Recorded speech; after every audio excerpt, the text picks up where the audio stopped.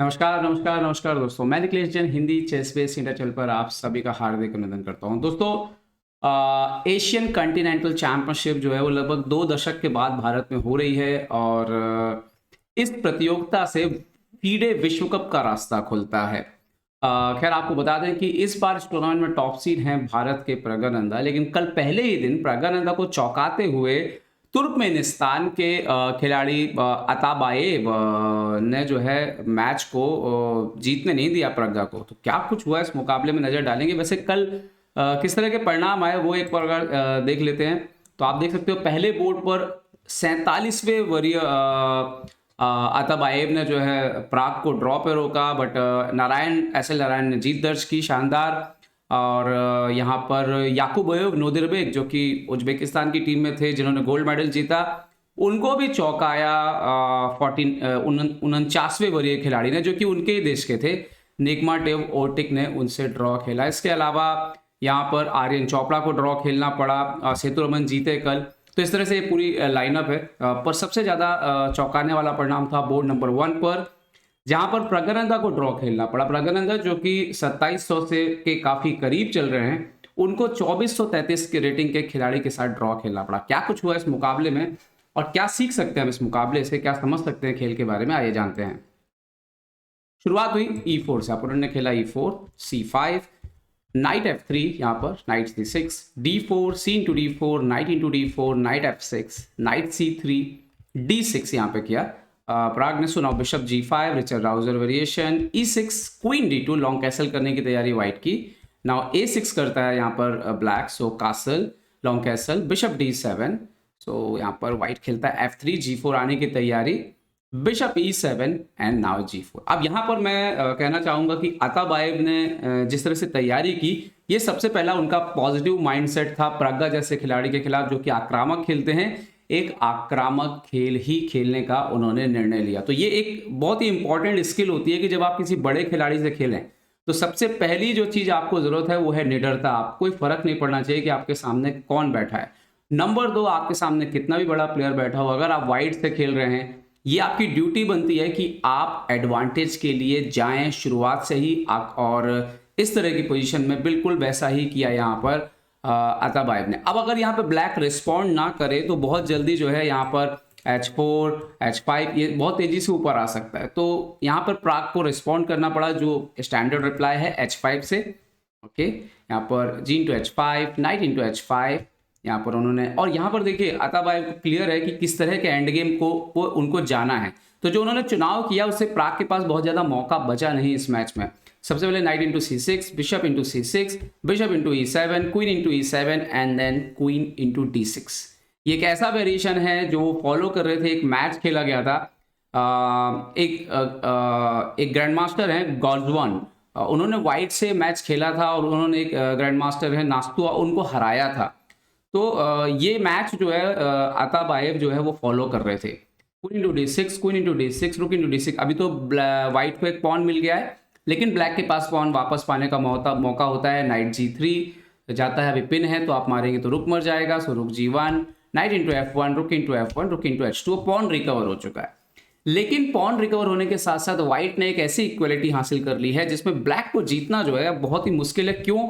एक तो देखिए यहाँ पे आपके पास 2 पॉन है, तो यहाँ पर अपोनेंट के पास 3 पॉन है और स्ट्रक्चर बड़ा शानदार है, कोई डैमेज नहीं है, तो यहाँ से तो आपका कोई भला नहीं हो सकता। एक तरीका हो सकता है कि बिशप आपका थोड़ा सा ठीक लगता है, अगर ये डायगोनल पर कभी कुछ हो पाए, मतलब ये G5 कहीं से कोई ब्रेकेज आ पाए तो एक पास पॉन मिलेगा, लेकिन रुक डबल रुक एंड गेम में वो भी बड़ा मुश्किल है। तो इसके बाद व्हाइट ने बिल्कुल सिंपल तरीका अपनाया, उन्होंने खेला रुक D2। प्राग एक्सचेंज करेंगे जितना जल्दी उतना जल्दी ड्रॉ हो जाएगा, तो प्राग होल्ड करने की कोशिश कर रहे थे। रुक H3, वो रुक G2 गए, तो अभी G7 पे अटैक था तो G6, किंग को इंप्रूव किया immediately, king E7, king E3। और आप देखिए व्हाइट के सारे पीसेस जो है वो एक्टिवली पहुंच चुके हैं और अब तो ये वाला रुक भी जो है वो फ्री हो जाएगा क्योंकि किंग यहाँ पे पहुंच गया है। तो इससे पहले एक मैच हुआ था उसमें जो मैं दिखा रहा था, उसमें नाइट E2 खेला गया था। सो king E3, now B5, A3, B4 को भी रोका, रुक C8 आते हैं यहाँ पर। सो नाउ नाइट E2 पहले ही हट गए ताकि जरूरत पड़ने पे C3 करें, टेंशन खत्म करें। E5 किया यहाँ पे प्राग ने ताकि आप F4 को थोड़ा होल्ड कर सकें, बट यहाँ पे रुक G5, किंग F6 फोर्स किया एंड नाउ यहाँ पर रुक G2 वापस। रुक H8 गए वो। सो नाउ यहाँ पर रुक H8 खेला प्राग ने, सो उन्होंने खेला, अताबाएव ने खेला यहाँ पर रुक D1 और किंग को फोर्स किया कि वापस आइए, आप वहां पे एक्टिवेट नहीं रह सकते, अदरवाइज मैं चेक दे के आपका बिशप मार रहा हूँ। King E6, so now night C1, अभी नाइट को इंप्रूव करना शुरू किया। यहाँ पे देखो व्हाइट का क्लियर था कि उसको बहुत ज्यादा कुछ नहीं करने का है, और ब्लैक को ही वो चाहते हैं कि आप ये पुश करके एक्सचेंज की तरफ जाएं। तो रुक H2 फाइनली यहाँ पे प्राग एक्सचेंज करने लगे, क्योंकि शायद उनको क्लियर हो रहा था कि ये नाइट B3 या D3 के बाद अगर C5 वगैरह आएगा तो थोड़ा सा तकलीफ ब्लैक को हो सकती है उल्टा। तो एक रुक यहाँ पे एक्सचेंज किया उन्होंने, और रुक इंटू G2, रुक इंटू G2, रुक H6 गए। और रुक H6 का आइडिया बेसिकली है कि अभी F5 पुश करना है तो आपको G6 पे सपोर्ट रखना है। नाइट D3, अभी नाइट C5 आने लग गया, A5 किया, नाइट C5 वरना पॉन मर जाता। किंग E7, नाइट D3, तो यहाँ पर किंग E6 थोड़ा रिपीट हुआ 2 बार। किंग D6 पे प्राग ने चेंज किया, नाइट B3 गए तो A4 किया, रुक D2 चेक, वापस किंग E7, नाइट A5। अभी ये जो बिशप था, गुड बिशप भी थोड़ा सा बैड बिशप बन चुका था, ज़्यादा वो काम नहीं आ पा रहा था प्राग का ये बिशप। उन्होंने खेला बिशप D7, तो C4 करके स्ट्राइक करके ये पॉन स्ट्रक्चर को भी डैमेज कर दिया। तो यहाँ पे अगर मारेंगे तो थोड़ा जल्दी खराब हो सकती है, क्योंकि ये भी मर सकती है, और फिर यहाँ पे 2 पॉन है। तो प्राग ने यहाँ पर F6 किया पहले, और अब जो है वो अपने रुक को फ्री करना चाह रहे थे इन्होंने, जबकि यहाँ पर अताबाएव ने बड़ा ही अच्छा काउंटर प्ले निकाला। उन्होंने पॉन पुश किया, रुक H8, C6, bishop E6, so now C7 तक पहुंचा दिया, बिशप D7 आए, तो नाउ रुक C2, अभी जरूरत पड़ने पर देखिए थ्रेट आ सकता है, नाइट B7, उसके बाद नाइट जरूरत पड़ने पर D6 वगैरह भी आ सकता है। खैर उन्होंने खेला रुक C8, so now night C6 check, ये भी बड़ा अच्छा था। यहाँ पर अगर आप मारते हैं तो ये इक्वल एंड गेम है, आप अगर ये मारने आएंगे तो ये पहुंच जा रहे हैं। तो खैर उन्होंने खेला किंग D6, और यहाँ पर अताबाएव खेलते हैं गुड मूव नाइट D8। अब मार नहीं सकते हैं आप, रुक इंटू C7 ब्लंडर है, क्योंकि नाइट F7 के बाद, चेक के बाद रुक मर जाएगा। तो बिशप E8 खेला उन्होंने F7 स्क्वायर को कंट्रोल करते हुए। तो now night B7 check, king D7, तो यहाँ पे नाइट C5 चेक। अब मारना है तो किंग से मारना होगा, और knight into A4 discover check. तो व्हाइट ने बड़ा ही मतलब बोलूँगा संतुलित गेम खेला, कहीं भी प्राग को कोई मौका नहीं दिया उन्होंने जीतने के लिए, बेहतर करने का।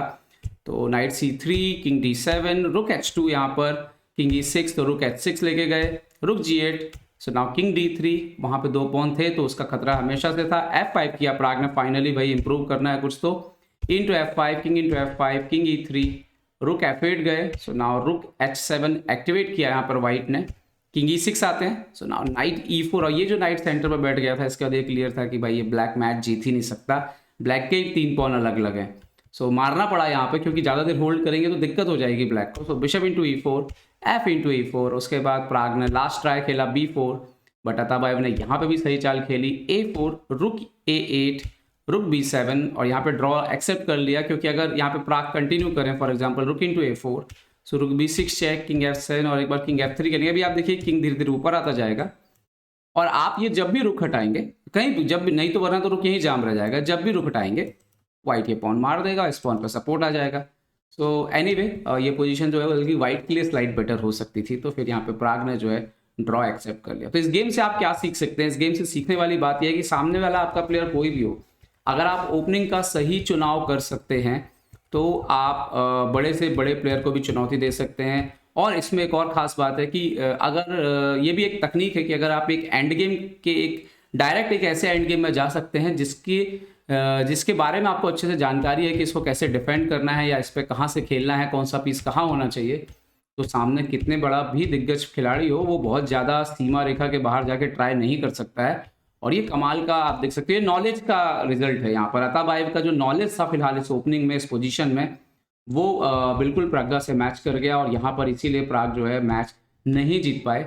तो आने वाले टूर्नामेंट्स में आप राउंड्स में आप देखोगे कि जब प्राग और भी स्ट्रॉन्ग प्लेयर से खेलेंगे तो ऑटोमेटिकली उनका जो नॉलेज है वो सामने आएगा और वो मैच जीतेंगे। और अताबाएव डेफिनेटली आपको डिफरेंस जो है वो आने वाले राउंड्स में जो है नज़र आएगा। तो देखते हैं, उम्मीद करता हूँ इस वीडियो से आपको सीखने मिला होगा। सीखने मिला हो तो लाइक शेयर और सब्सक्राइब करना ना भूलें। देखते रहिए चेस बेस इंडिया के लिए मैं निखिलेश जैन। जय हिंद दोस्तों।